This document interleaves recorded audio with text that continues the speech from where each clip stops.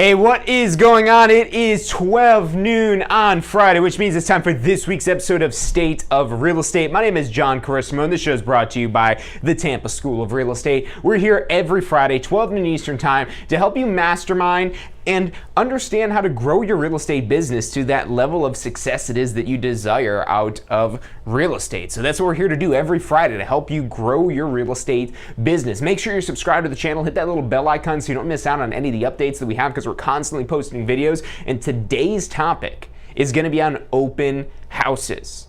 So we're going to cover a whole list of different areas. We're not going to cover in a half hour's time everything about open houses, but we're going to try to cram in a ton of information about how to hold effective open houses and look, if you think the goal of an open house is to get a listing sold, it might very well do that. And especially in today's market, chances are it's going to get sold, whether you do an open house or not. An open house will definitely help maybe kind of organize the chaos. But in any real estate market, open houses are a great source of leads, not just potentially helping sell the property, but a great source of leads. And knowing how to capitalize on every walk-in that you're getting to your open house is going to be essential to using open houses as a large builder of your pipeline. So I'm really excited to share today's info with you guys about open houses. Stick with us. I'm John Carissimo. You're watching State of Real Estate.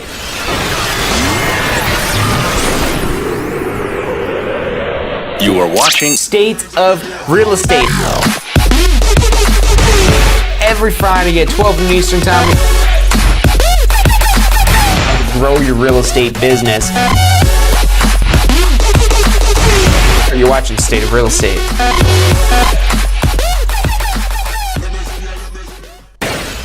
Hey, welcome back to this week's episode of State of Real Estate. This week's topic is open houses. So we're here every Friday, 12 noon Eastern time, to help you grow your business. Make sure you hit that bell icon, you subscribe to the channel so you don't miss out on any of the information we're providing. Look, if you're in real estate, if you're thinking about getting into real estate, it's a constantly evolving ecosystem, environment, whatever you want to call it. And what that means is there's ways every single day, opportunities to improve your business, to be able to do more business. And when you do more business, that means more income for you. When you do more business, that allows you to build a team where you don't have just a one-person operation where you go on vacation, you've got no money coming in. There's a lot of opportunity in real estate, but it just doesn't happen because you get a real estate license. So it's a constant growth and development thing. And that's why we're here every Friday, to just help kick these things off, to help give you a little dose of weekly tips for you. So open houses. It's a great season for open houses. You know, in Florida, there's all seasons are real estate season. That's really a big part of it, why Florida real estate is so popular, is year round. It's real estate season. We could sell real estate very easily year round. It doesn't matter whether it's December or July. We could sell real estate either way. Yeah, we got the distractions of the holidays, during Christmas time, during holidays, during whatever is going on. But aside from that, people could still buy real estate. They're not having to navigate through like snowbanks and things like that. So year round, great opportunities for open houses. However, this time of year, a lot of people doing spring cleaning. Why they may be doing spring cleaning? Well, they may be thinking about selling. And so this is a great opportunity to let's lay out the objectives. Let's lay out the objectives of a good open house, of what is it about an open house that makes it successful. Well, in the seller's eyes, the most successful open house is going to be where you sell the house, where you get the house sold. You sell the house. Not a house. But that is also benefit number two, because if you don't sell these people coming in the house, if that's not the right fit for them, you could still sell them a house. That's why open houses are such a great source of leads, because all these people coming in here are all buyers. Now you might say, well, John, there's these nosy neighbors that always come in and they just want to go over there and snoop around and see the house and kind of see what's going on. And the seller is really giving me a hard time about not letting the neighbors know they're selling and so on and so forth. You know, should we be concerned with these people that are neighbors wanting to come into the house? Why would that be good? Well, few different reasons. Number one, they might want to buy that house. You know, in very rare circumstances, there might be somebody who just loves their neighborhood so much and they just want maybe a bigger or smaller home in that same neighborhood. That's usually not the case, but you'd be surprised about how often that actually does happen. So that alone, they might be thinking about, I could fix up my house, or I could try to build an addition, or, we don't want to really move the kids around in school. Oh, but look at this house right down the street. Yeah, maybe we could just move there. Not the most likely scenario, but it does happen. But what else? Well, maybe they've got a friend or family member that might want to move to the neighborhood as well. And they're kind of scoping it out, saying, oh yeah, there's actually a house down the street. They got an open house this weekend. I'll swing by since it's in the neighborhood, and I'll check it out for you and let you know if it's anything I think you'd be interested in. So that might be reason why the neighbor's coming in there. And then it's either selling the house, not necessarily to the neighbor, but the neighbor's friend or family member, or selling a house to the neighbor's friend or family member. And also remember, that person coming in here is eventually going to be a buyer as well. They're eventually probably going to want to move at some point. Maybe, maybe not. Or at the very least, if that neighborhood really is that great, well, then they should be a really great source of referrals to them trying to recruit all their friends and family to say, hey, yeah, come live here. It's the best neighborhood in the world.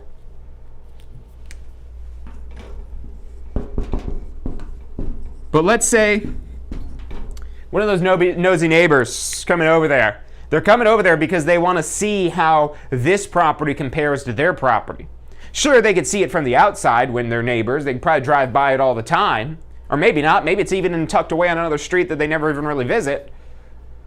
But a lot of times the neighbors will want to come visit the property because they're also thinking about selling as well. So if a seller ever gives you pushback, if the seller holding the open house says, oh, I don't want any of my neighbors coming in here, well, Mr. and Mrs. Seller, I could completely understand that, and I know you guys really want privacy. I could completely respect that, but sometimes the neighbors can be the best source of potential buyers because they might have a friend or family member that wants to move to this neighborhood. So I would highly recommend, that might not be the case, but I'd highly recommend we'd allow them to come in so that way they could see it. I'll make sure, blah, blah, blah, blah, reassure them. I'll make sure they don't touch anything. I'll make sure they're not taking pictures, or the pictures are already probably online of the listing anyway, so really what is it that they're going to see by actually being there in person? So usually this isn't a concern, but if it ever is, again, just explaining the reason why that would be beneficial to them, that's usually enough. Okay, fine, that makes sense. But here's the reason why you want them to come here, because you want to sell their house. You want to show them how good of a real estate professional it is that you are. You want to really show that, hey, look how good I am at doing real estate. Look at my open house. This is probably one of the best opportunities you have to wow people with your real estate skills. If somebody walks into a property and it's got a folding table with some paper stacked up on it, and you're just sitting at a chair behind the folding table, hi, welcome to the open house, let me know if you have any questions, and then you just sit there, that's probably not going to be the best open house. And the reason why is, well, you're not really doing anything too actively to sell the house, which in real estate, we don't necessarily sell the properties. A lot of times the properties sell themselves. So you just sometimes maybe have to kind of point out things or flip on light switches or make sure it's presented in a good light. Maybe look a little enthusiastic, because if you're just sitting there behind a folding table and you don't seem very enthusiastic, what are the buyers thinking? What are the buyers thinking if they don't see your enthusiasm? If they don't see your enthusiasm, they're going to say, well, why? Well, this agent doesn't seem too excited about this property. I wonder why. There must be something wrong with it. Maybe it's got a sinkhole. Maybe it's got a leak. Maybe somebody died here. I don't like this house. Let's go. That's the type of impression you're going to have if you're not enthusiastic about the property. And look, again, it's not our job necessarily to sell the house. The house will sell itself with us, kind of helping, be a little enthusiastic. Again, not necessarily, the point is you want them to trust you. And so you don't want to be a hard sell for that particular property, but you do want to show that you're knowledgeable about the property. You could share information. You're finding out about them to see whether or not you think this would be a great fit for them. Or, maybe they're telling you stuff. Maybe you're picking up on some vibes that they're not too interested. They're like, yeah, this is nice, but if you hear them say a but, what you want to be thinking in the back of your head is, okay, Do I have anything else? Is there anything else out there that might work for them? And of course there is. Even in a super tight market where there's super tight inventory like we have today, of course there's tons of other properties out there. And if that perfect home isn't out there yet, it might be coming on the market soon. Or maybe we get them to settle or something like that. But the point is, we could sell them a house. You know, a lot of times when people are coming to an open house, it's because they don't have an agent. Or maybe they've talked to an agent, or they had an agent show them a property, but they don't have a committed agent. There's a difference between being somebody's real estate agent and just showing them houses. What type of relationship do you have? Is this just, was it some realtor that just you requested to see a home on Zillow and they went and showed it to you? Or is it somebody who actually took the time to sit down with you, find out what you're looking for, find out what your needs are, what your desires are, and how we could help you? Because now at this open house, you're face to face, you have a fantastic opportunity to meet at least warm leads. There's no cold leads walking into the house. Again, even with the nosy neighbors, they are not cold leads. They are potential sellers. They're potential sellers. They're thinking about, how does this house compare? It might not be today. They might not be walking in there saying, hey, can you help me sell my house? But if you wow them, you might get some people saying that right then and there, because they might have already been thinking about it and they're just looking for the right person, and then they stumble upon your open house and you're doing such a fabulous job that they're like, oh my God, how did you appear right here? You're right here. It must be fate that I'm at this open house and you're here and I want to sell my house. And you make it look good, they're going to think it's fate. If you're not enthusiastic, if you don't make it look good, if you don't seem like you're a professional who knows what they're doing, it's not going to seem like fate. They're going to walk out saying, whew, I feel bad for those people having that real estate agent. That's not the impression you want to give people. This is your opportunity to wow people. And look, it's not hard. It's not hard. Smile. First off, that's a great tip to start off with, is just smile. Just be happy. Be interested. That is a very important detail. I don't know if that necessarily fits in with everything else in the list I've got up here. But there's a difference between interesting and interested. Your goal is not to seem interesting. So when I say you want to look like a professional, that doesn't mean that you're trying to be interesting. That doesn't mean that you're trying to show off. That doesn't mean that you're trying to flaunt how successful it is that you are. I mean, yeah, you might have a little bit of swagger to the things it is that you do that people just pick up on that, but the key thing it is that they're looking for is somebody that's interested in them. Somebody that looks them in the eye and can answer their questions. Or if you don't know the answer to the question, because I'll be honest with you, most of the time you won't. There's questions I get asked every day that I don't know the answer to, and I'm thinking, oh, that's a great question. That's a great question. You don't need to have an immediate automatic response, because you do that too much, they're going to pick up on your BS and they're going to realize you don't know what you're talking about and you're actually just making stuff up or lying or saying whatever sounds good. So people are looking for honesty. They're looking for genuinity. They're looking for somebody they could trust with the largest purchase or the largest sale of their lifetime, or maybe potentially both. So there's a lot of money on the table. There's a lot to be had. There's a lot it is that you can do for them.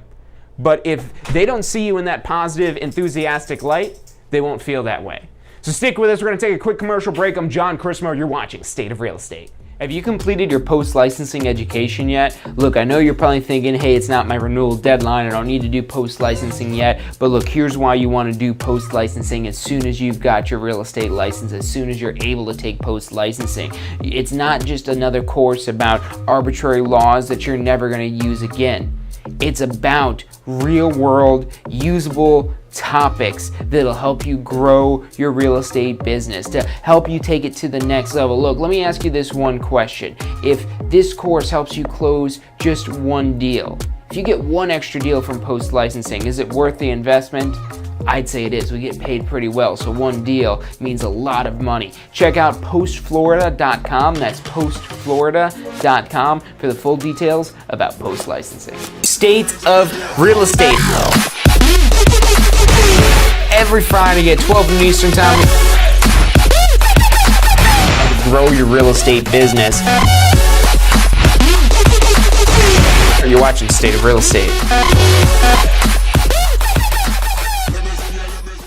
Hey, welcome back to this week's episode of State of Real Estate. My name is John Christopher. The show is brought to you by the Tampa School of Real Estate. We're here every single Friday, 12 noon Eastern Time. Make sure you're subscribed to the channel so that way you don't miss out on any of these opportunities we have to help you understand real estate better. And specifically, what this whole show is framed around is helping you understand real estate so that you could use these tips to help you get more business. So to really kind of recap, the simple things you want to do at an open house, just to really keep this super simple.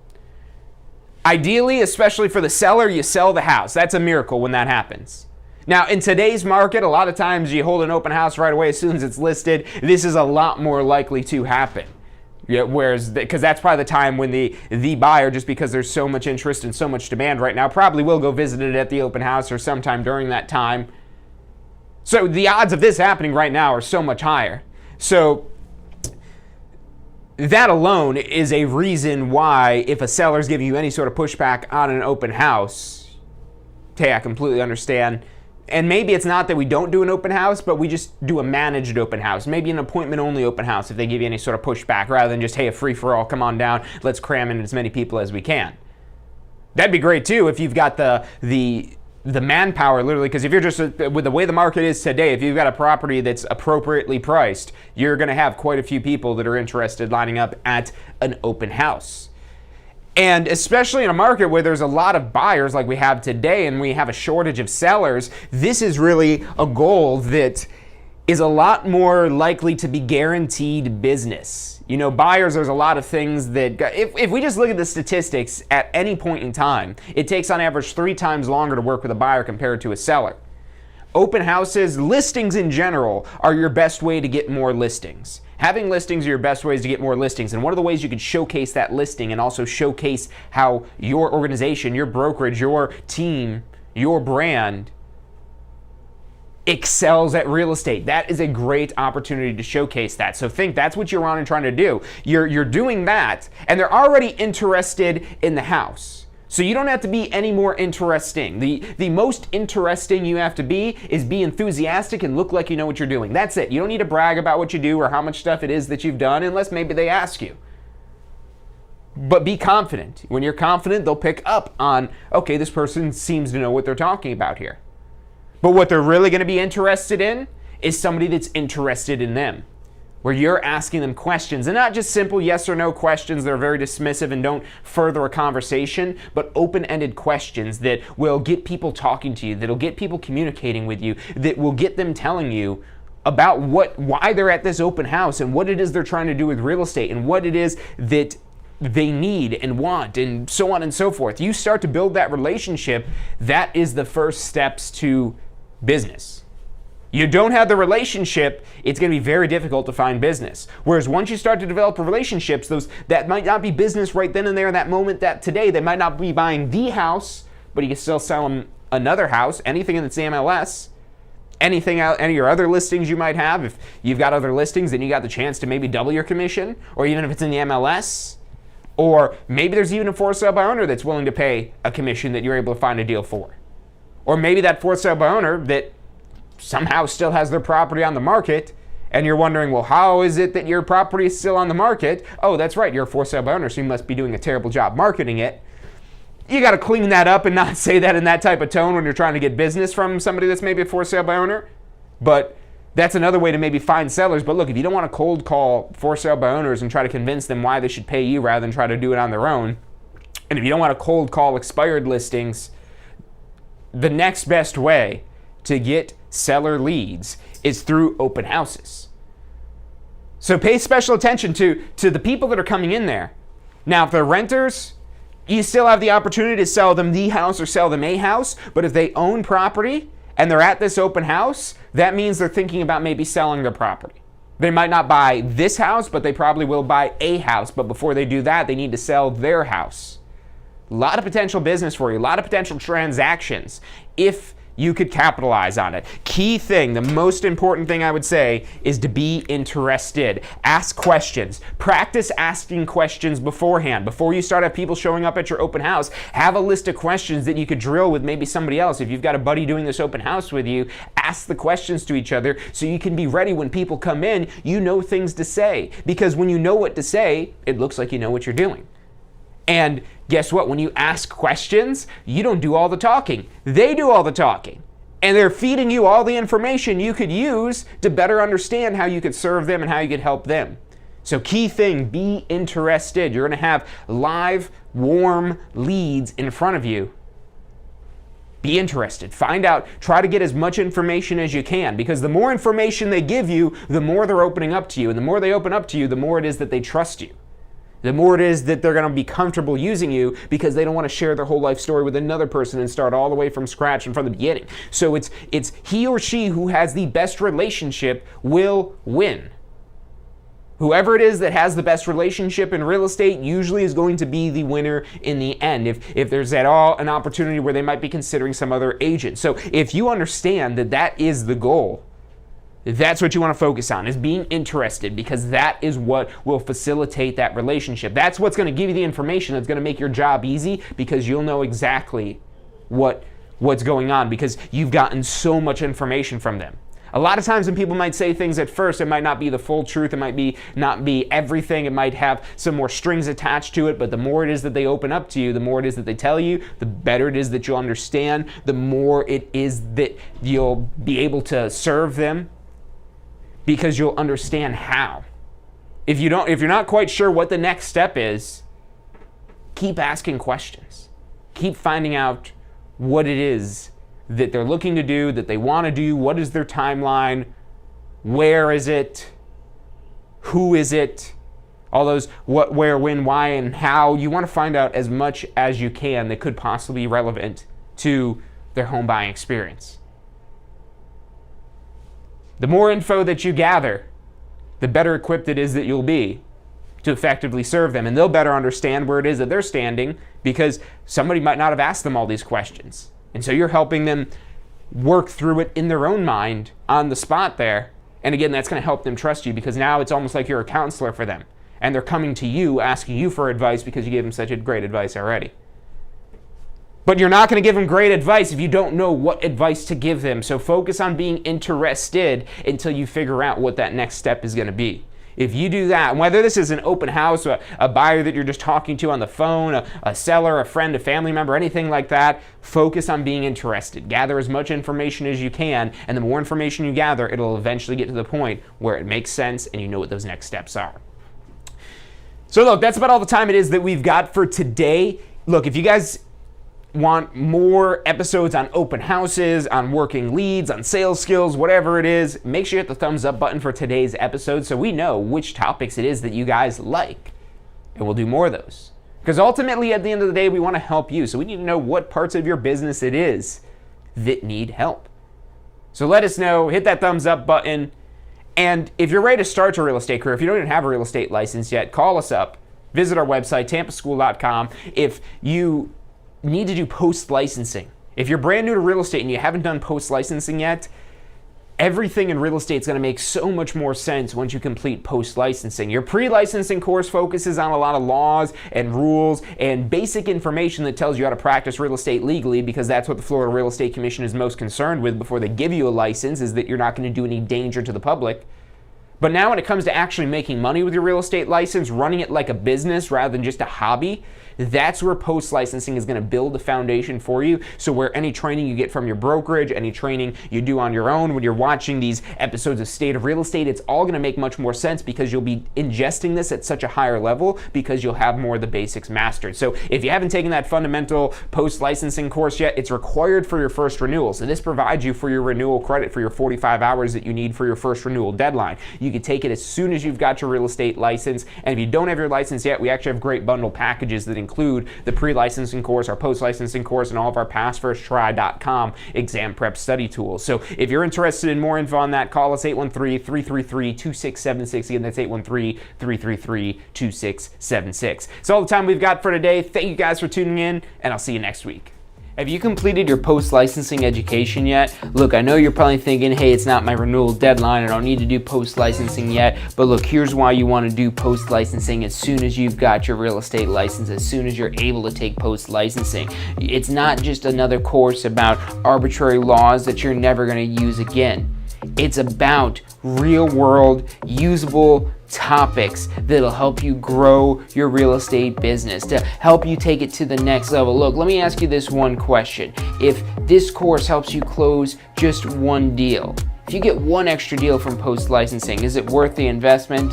I'd say it is. We get paid pretty well, so one deal means a lot of money. Check out postflorida.com. That's postflorida.com for the full details about Post Licensing. State of Real Estate. Every Friday at 12 noon Eastern Time. Grow your real estate business.